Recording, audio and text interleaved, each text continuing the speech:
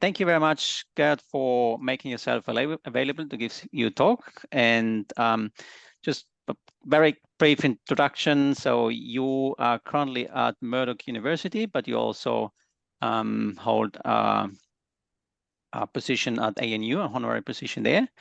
And your background is theoretical physics and applied mathematics. And today you're gonna talk about Amorphous signature states in packing and tessellation mode. So over to you, Gerd, and thanks again for making yourself available to give this presentation. Yeah. No, thank you very much, everyone, for having me and letting me talk. It's a great initiative, ANAGRAM, and I'll try and I must have been aware of it at some stage, but I had forgotten. And now that I know again, I'll make sure I'll participate regularly or more regularly. Yeah. So what I want to do today is I want to talk to you about some research we've done a few years ago now about looking at different models that give you tessellations or packings. And then in these models, we've been interested, as many other people have, in the optimal states that these models can adopt. But we've been particularly interested in the sort of stable signature, stable but amorphous signature states that have emerged. All right. And you can see from my choice here, sphere packing, random foams, and the quantizer problem, I'll be talking about three different models. One is just the Kepler problem of packing spheres. One is the problem of, is the Kelvin problem of the minimal area tessellations. And the last one is the quantizer problem of maximally round or maximally spherical spheres, I should say. All right, so let me cast this a little bit in the context of these two images. So these are images of tomography images that were taken by Mohammed Sadatfar and his group or students. And they show basically spherical objects that congregate together very closely. And then he has done some amazing tomographic imaging of them and structure analysis of them. And I guess I'm not showing the structure analysis, I'm just showing the 2D representations of the 3D images that he gets, right? And of course, by knowing that this is from Mohammed Sadatfar's group, we all immediately assume this must be heavy or relatively heavy spherical particles that in one way or another have settled in either a spherical cavity or in a spherical container or in a cylindrical container, right? And of course, also, if you know Mohammed, then it's likely that the state that we're looking at here are disordered amorphous disordered amorphous sphere configurations. And indeed, that's what you see. And that's what these represent. Yeah. So I guess I've started with this one because I want to sort of, I guess, cast my talk a little bit in the context of the two questions. So if we hadn't known that these were granular sphere packings or amorphous sphere packings, could we have guessed that? Could we have guessed it from the structure that these are heavy spheres that have packed under gravity, right? Or similarly, we could ask the question, is the structure that forms in these sphere packs, so not the optimal crystalline form, but the amorphous structure that we so often see in these systems, is that in some sense a signature of the physics that underpin that system or not? Yeah. Okay. So what I'm planning to do now is I'm planning to kind of introduce the three optimization problems that I want to talk about, two of them very quickly and one in a bit more detail, and then give you an analysis of them. All right. So as I said before, the three systems I want to talk about is in some sense the Kepler problem, in some sense the Kelvin problem, and the Quantizer problem. And of course, we all know the Kepler problem is really the problem of packing equal-sized spheres as densely as you can in space. And of course, everyone knows that the solutions to this, the maximally densest the solutions that exist are the crystalline solutions based on HCP, hexagonally close packed, and FCC face-centered cubic lattices. Yeah, good. But of course, in this same system, so in spherical particles that are heavy and that sort of settle under the force of gravity, for example, right? Of course, we also know, thanks to J.D. Bernal and many others since, that it is actually quite hard to reach these highly ordered states. And so rather, when you pour spheres into a container, or when you let them settle under in some other ways under gravity, usually they form an amorphous structure. And of course, J.D. Bernal's work, and again, there have been many contributions since then, have sort of established that there is something called the random closed packed state. So that's a maximally achievable packing fraction in structures that are in sphere packs that are fully jammed and that remain amorphous, right? And Torquato, of course, has called that the MRJ state, maximally random jammed state.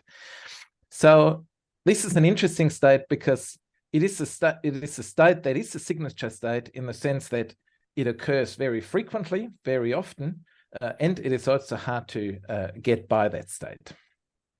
All right, let me talk about the second problem, the Kelvin problem. So that's the problem of partitioning space into equal-sized domains, and do this in a way that the interface area between them is minimized, right? So, of course, we do know that in 2D, we know this from the bees, we know this from, well, we know it, that the hexagonal pattern, of course, provides the optimal solution. The hexagonal honeycomb provides the optimal solution for that. So if we go to 3D, the problem is a little bit more complicated, and here illustrated by a beautiful little cartoon by Wiebke Drenkan from probably 20 years ago now.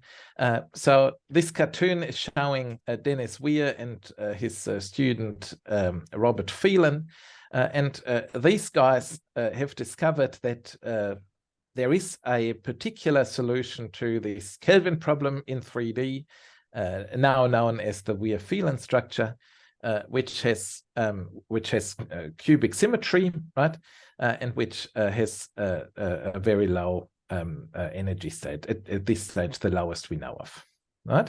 So again, the optimal state is an ordered structure, but of course we all know that when you look at random foams, right, so soap froths, which are made of bubbles that have equal size, right, so equal volumes, right, the structure that you find is in general not ordered. And in particular, thanks to Plateau's work, we know that there's a set of criteria which the edges and the vertices have to fulfill.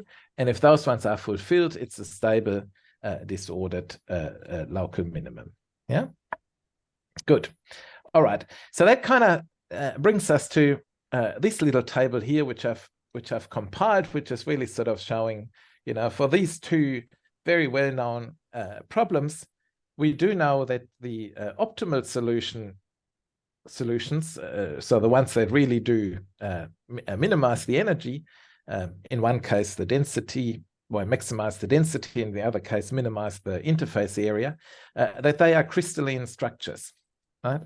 But then we also know that there are disordered states which are very stable. I mean, very stable in the sense of being easy to observe and regularly observed and hard to go by. And they have been the ones Bernal's random closed packing. And then in the case of the Kelvin foam, I guess the observation that foams in general are disordered. Yeah, good. So the problem that I'd like to talk to you about today mostly, and then put it in the context of the other two, is a problem known as the Quantizer problem. And I want to talk about both the optimal solution to it and then a kind of the equivalent to the random closed packed and the disordered foam states. Yeah. All right. So here we go. Here's the here's the definition of the quantizer problem. So the quantizer problem is really a problem which is defined for points in space, right? So as you can see here on the on the left, you've just got a bunch of points, in this case scattered in the plane, right? And then for these points, you can calculate the Voronoi cells. And let me just pick one point, this one here, Zi. So here we go. Here's the Voronoi cell of that point. Okay, good. And so the quantizer problem now is defined by saying that the energy for one of these cells, right, is given by this integral down here, which is really, it's the integral over the whole cell, and it basically corresponds to the second moment of the area distribution, right? And so that's the second moment relative to the point Zi, which is the generating point of that cell. Yeah. Okay. So that's the energy per cell, and then the total energy for the whole system is simply the sum of cell energies. All right, and this it's a well-known problem, and it's a problem that has an interesting has a few interesting examples, and examples that are fairly intuitive. So, of course, if you are trying to minimize the energy of an individual cell, right, then because it is the second moment of that cell, of course, one trick is to basically go from a large cell to a small cell. But of course, what that means is then, given that it has to be a tessellation, you would have to, if you make one cell smaller, you have to make some others larger. So it is intuitive that this will lead to a balancing out of cell volumes. Okay, good.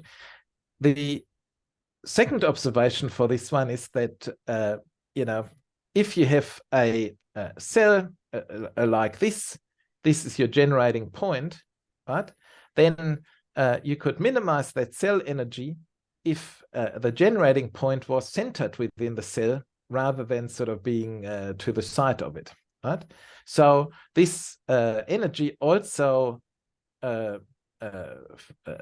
favors the cells that are centered around their generating point.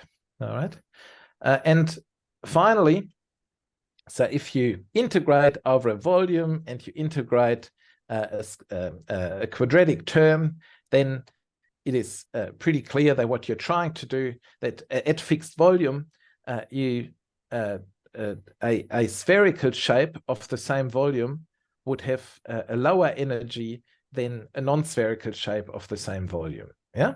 So again, this energy here, out of all the possible cell shapes, it favors the ones that are spherical. Yeah. So overall, what this functional does is it favors cells that are that are the same size, right? It favors cells which are centered around their generating points, and it favors cells which are as spherical as they can be, given the constraint that they, of course, have to tessellate space. Yeah. Good. So that's the definition of the problem. And now let's think about what the solutions are, right? And it turns out that these optimal solutions have been well studied, and it's probably no surprise that in 2D, the optimal solution is just like for the other two problems, the hexagonal lattice, right? So that's fairly boring, right? But in 3D, the situation is much more interesting. Again, it is known that the optimal solution is a lattice, right? Or a lattice partition. So where you place your points on a lattice and then you calculate the Voronoi diagrams, right? And it turns out that the optimal solution for the quantizer problem is a BCC, so a body-centered cubic crystalline structure. Yeah, okay. And that's, of course, different to the Kepler problem, where the optimal structure is FCC or hexagonal, right? But let's say FCC for now, yeah? Good. So if we go back to our table, this is what we've then got. So in addition to the Kepler and the Kelvin problem, now we've got the Quantizer problem, and the BCC structure is the optimal solution. So as the lattice, as the solution, which gives you, well, perfectly equal sized cells. They are also perfectly centered on their Voronoi generating vertices, and they are as spherical as a tessellation allows them to be. Yeah, good. And to people who work with Brillouin zones, it's not such a huge surprise that the BCC structure is the most spherical version, has got the most spherical Voronoi cells. Okay. Good. So let's ask the question. So for this Quantizer problem, are there any disordered states that are, you know, stable or very stable or sort of signatures of this system? That's what we're going to talk about now. Yeah, good. So the way I want to talk about that is by just briefly introducing an algorithm known as Lloyd's algorithm.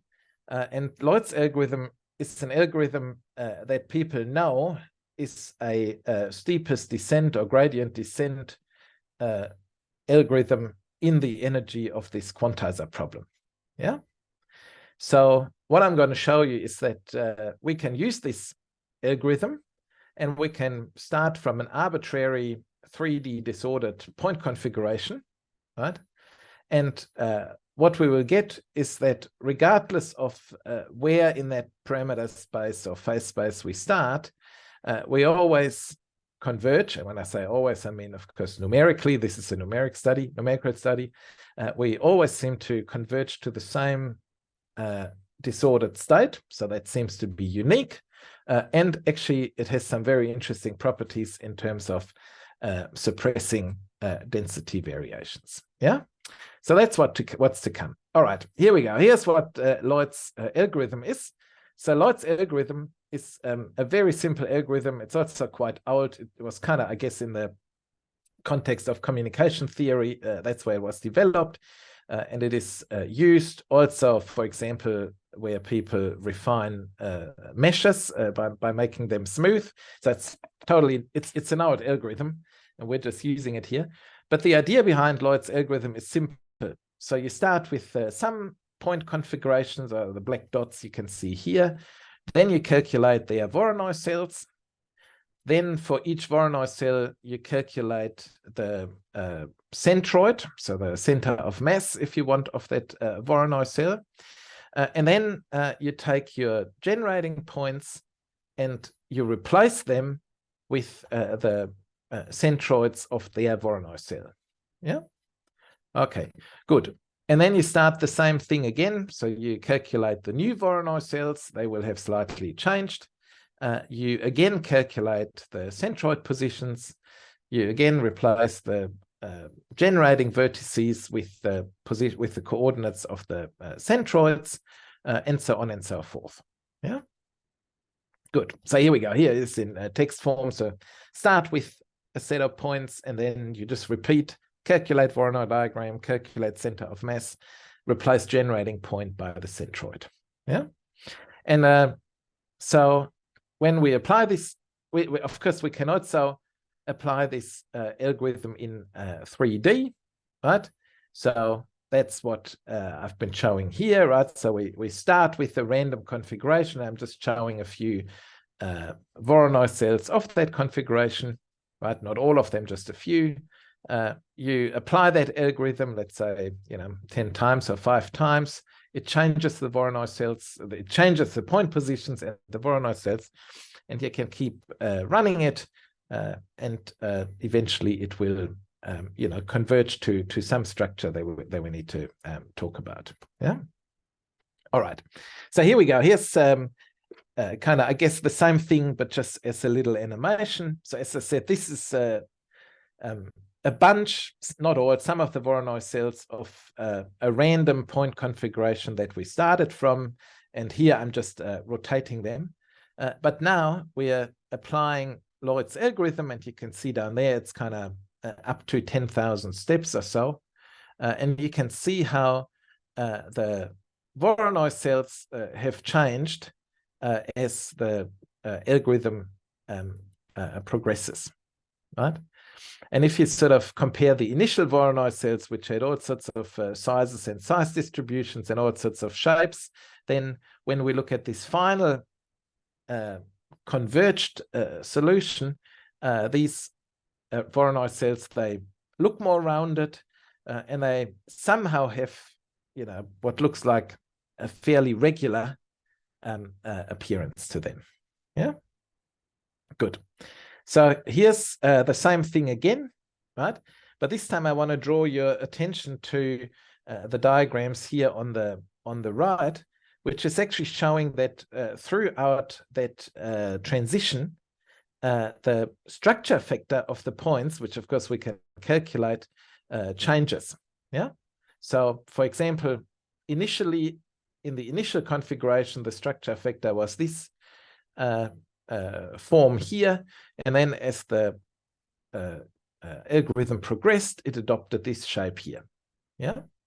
And similarly, the distribution of volumes, you can see here in the initial configuration, it was very much biased towards tiny cells, and then with some sort of decaying likelihood for larger cells.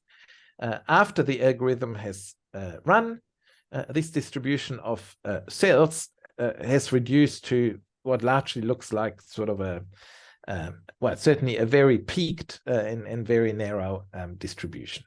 Yeah. All right. Good. So the two questions that I want to kind of get out of the way first is, so of course you could ask the question, so this state that forms at the end, is that just the BCC ground state, or is it something else? And the answer is, it is something else. It's not the BCC ground state, right? And the second question is, does Lloyd's algorithm always converge to the same state? So is it characteristic or not? And the answer to that one is yes, right? And then, of course, you start asking the question, well, what are the properties of this state, or this characteristic state, that it always seems to converge to? And it turns out that, well, this state is interesting in that it is fully amorphous. So we have found no indication whatsoever of any periodic order in it. It seems to be universal in the sense that it is independent of the initial state that you started from. And we have tried really hard to find states that give you something else. And then third, it is effectively hyperuniform, meaning that there are no long wavelength density fluctuations, so between the configurations. Yeah. Good. Let me talk about that a little bit more, and let me just sort of briefly mention for everyone, I've already used it before, so I should have probably had that slide earlier. So the one of the measures for structure that we're using is the structure factor. So the structure factor is it's a very commonly used measure in parts, because it is very closely related to the scattering pattern that you would get if you did a scattering experiment on these, right? And the structure factor is probably, if there's anyone who doesn't know it, it's probably best understood by sort of saying that it's the Fourier transform of the pair correlation function. So the pair correlation function would be the function that tells you how many particles, or well, with what probability or with what frequency particles within a packing have a certain distance, right? And then you can Fourier transform that to get the structure factor. But there's nothing special here. This is just the standard definition. Yeah. All right. Good. So the big question, of course, is when I said it's universal, then really what I mean by that is that regardless of where we start from, after applying Lloyd's algorithm, we always get to the same state at the end, right? And so that requires me then to define what are these initial starting configurations that we've been looking at. And I don't want to go into the details here, but I just want to convince you that we have looked at a whole very large array of models for random structures, which we've used as our initial starting state, right? And so just to go through them, so the binomial point process or ideal gas, right? Another process which is known as the determinantal point process, and where particles are a bit repulsive. Another one which is in mathematics called the permanential point process, which generates, as you can see here, some anisotropic configurations. We have looked at Lubachevsky-Stillinger sphere packings as the initial state. We have looked at some largely exact models for maximally random jammed state structures. We have looked at some structures that Torquato has published, which are known to be stealthy hyperuniform.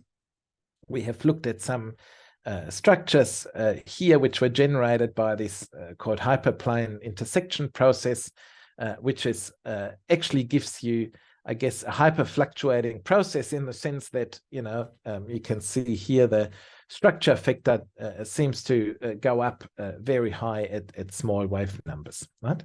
But the main message to take away from here is not so much the details of this or how the structure factor behaves, but just that in terms of the structure factor, these initial states are all extremely different to one another, yeah? Okay, that's what that picture here shows, where every line corresponds to one of these processes. All right, so now if we apply Lloyd's algorithm to configurations generated from these processes, then this is what happens, right? So these structure factor, all these different initial configurations, when you apply this Lloyd's algorithm to it, eventually they will converge to a configuration where the structure factor is within our ability to resolve it statistically the same. Yeah, good. So from the broadest spectrum of disordered point processes we could think of, we are getting convergence to a single characteristic curve. Yeah, good. Okay, you might say, well, that's just the structure factor. So perhaps we could do the same thing here for the distribution of cell volumes or cell energies. And again, initially they are very different. Once we apply Lloyd's algorithm to them and let it converge, they all converge to a very sharply peaked distribution. And when you zoom into this, it turns out the distribution has a finite width, a very narrow width, but again, it seems to be within our ability to resolve it unique. Yeah, good. Good. So that's what I meant by universal here, right? So and we have, I should say this, I mean, I've shown you two measures, energy and structure factor, but we have tried all sorts of other measures to try and pick some differences between these different end states, and we haven't been able to find any. Yeah. So you're getting this independence of the initial state, and that's despite searching through a very broad spectrum of initial configurations. Yeah. Good. So let me dig in just a little bit into this property that I described before that I'm saying these configurations have, and that's hyperuniformity, right? So in a nutshell, what hyperuniformity is, it's a term coined by Torquato, and of course he has published lots and lots of incredible work on that topic, right? It is basically a measure which says that or a measure which measures are there any long-range density fluctuations in the system, right? And perhaps one way for kind of analyzing or understanding it, a good way to do that is to think about, as we've got here on the right. So we've got some point process. We are taking a window of observation. So here the green ball, right? Now we are moving this window of observation across the across the structure, right? And we count how many points of the point of the underpinning point lattice are within this window of observation. Yeah, and if your points are on a crystal lattice and you're moving a large sphere or large disk around on that lattice, of course those variations are small.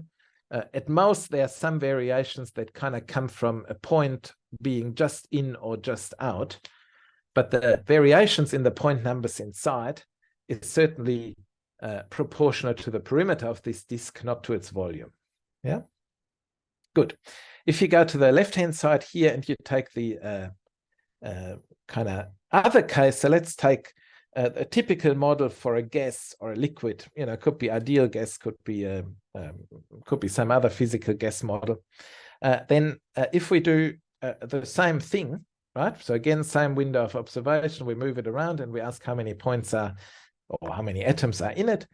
Then it is known that their variance is proportional to the window volume rather than the window perimeter. Yeah, good. And so now, I guess the question around lots of this hyperuniformity research is, are there any disordered patterns or structure which, in terms of point number or density variations, behave like a crystal rather than behave like a liquid or a gas, right? And, you know, as I said, Cel Torquato has been researching this for probably 2 decades or so now, and has made enormous progress in that space.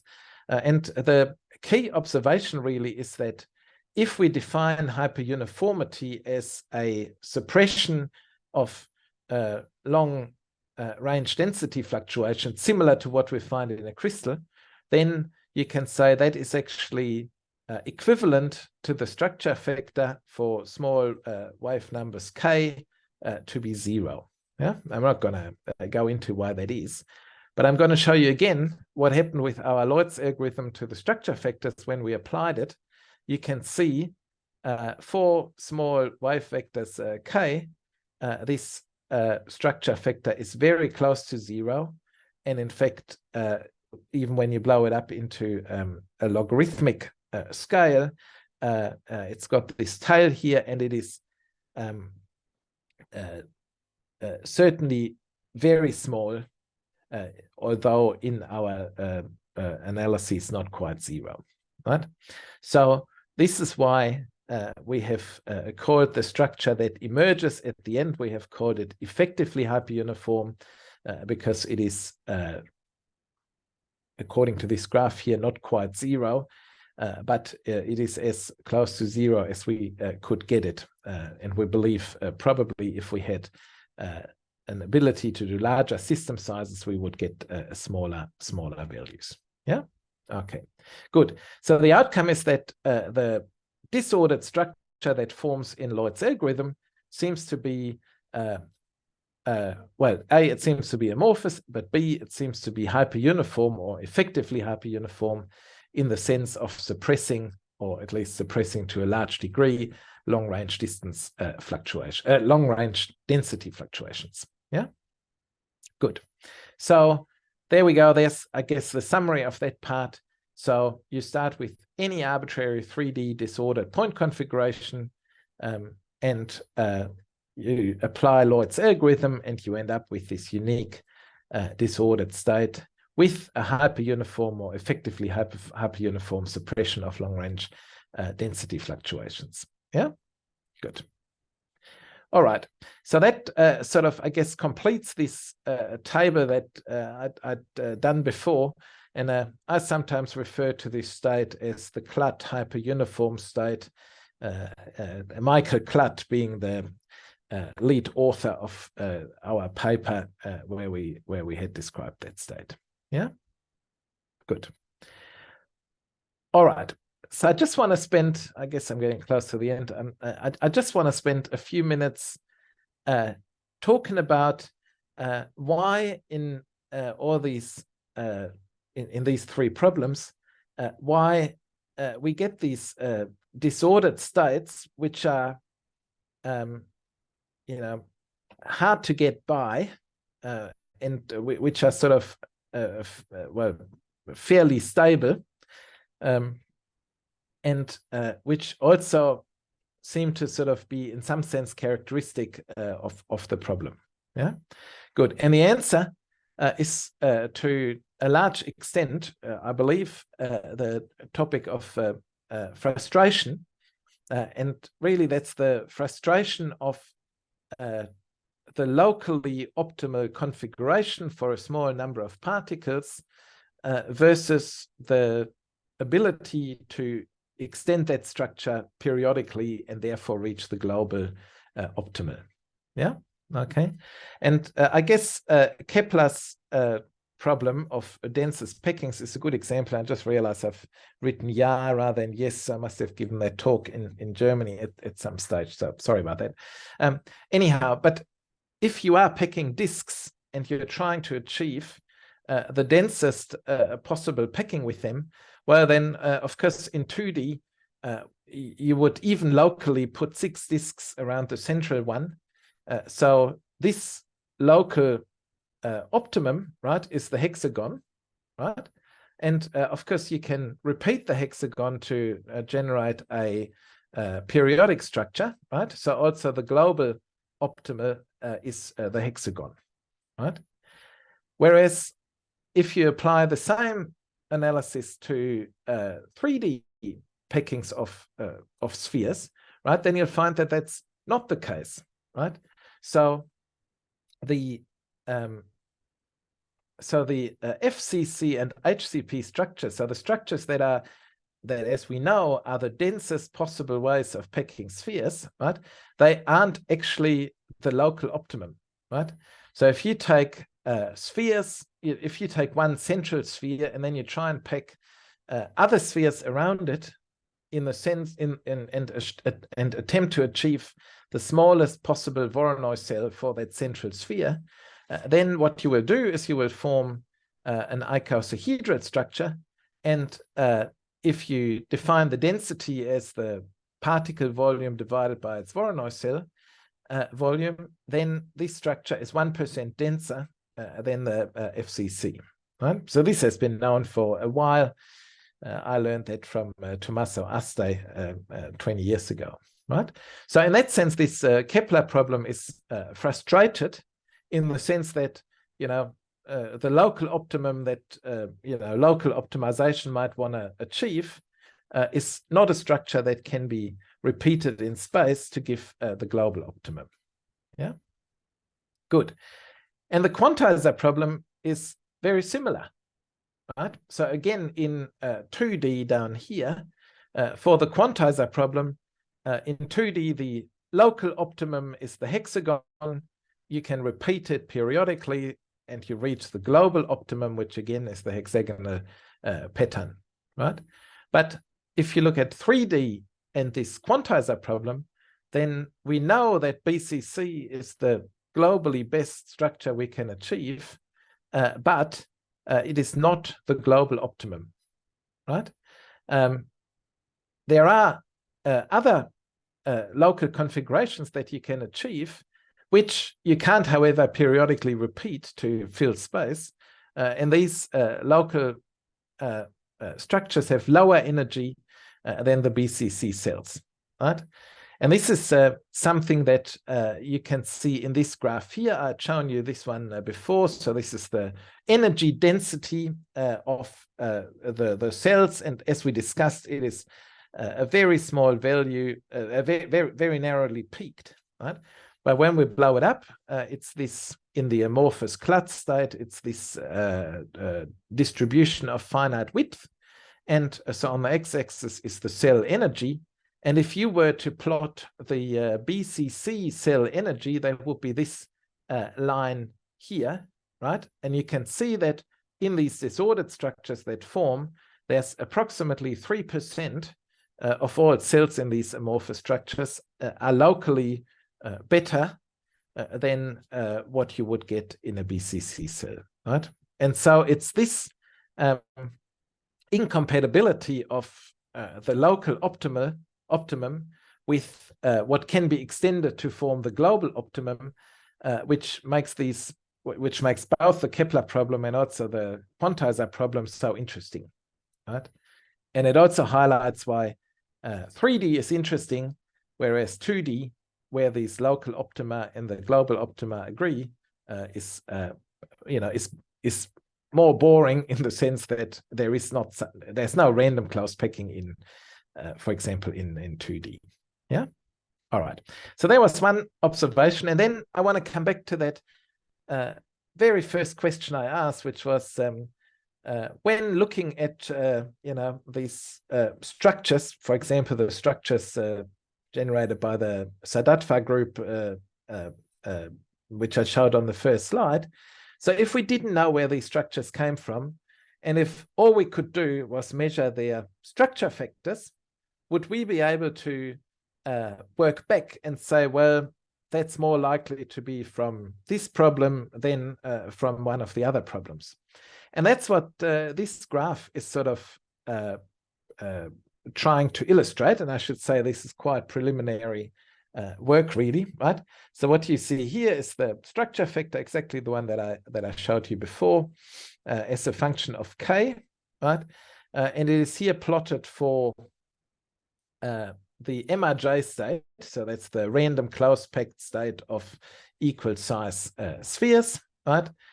It is also plotted here in green for a random soap froth, like a numerical simulation, of course, of a random soap froth with monodisperse sphere sizes, right? And then it is plotted in blue for this Klotz state, so for this disordered signature state of the Quantizer problem, right?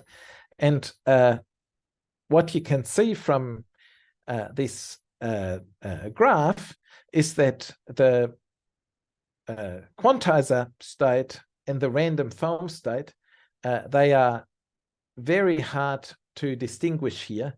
There are some minor variations in the second peak, and perhaps some minor variations here in this peak, but we are not entirely sure whether this is whether these are real or whether these are perhaps artifacts of our simulation or artifacts of our analysis. But what does seem to be pretty clear is that the state that's realized in hard spheres, so the MRJ or random close-packed state in red, right?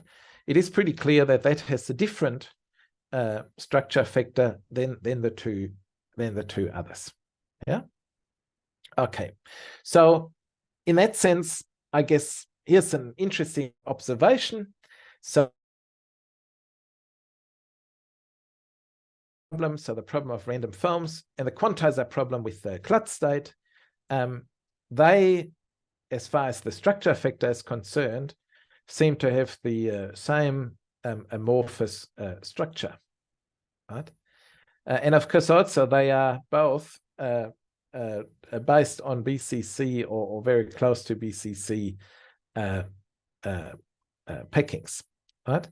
Whereas the Kepler problem, so the packings of hard spheres and the random cloud in them, that is distinctly different in terms of the structure factor from the other two. And of course, also the optimal structure is FCC, so the optimal structure is different. Yeah. Good. All right. And with that observation, I would like to leave you. And I guess rather than provide a lengthy summary, I just want to say this is sort of in the, well, this I would like to continue this research in the context of this question here. To what extent can you infer the physical process from the amorphous structures that they form? Yeah. And with that, thank you very much.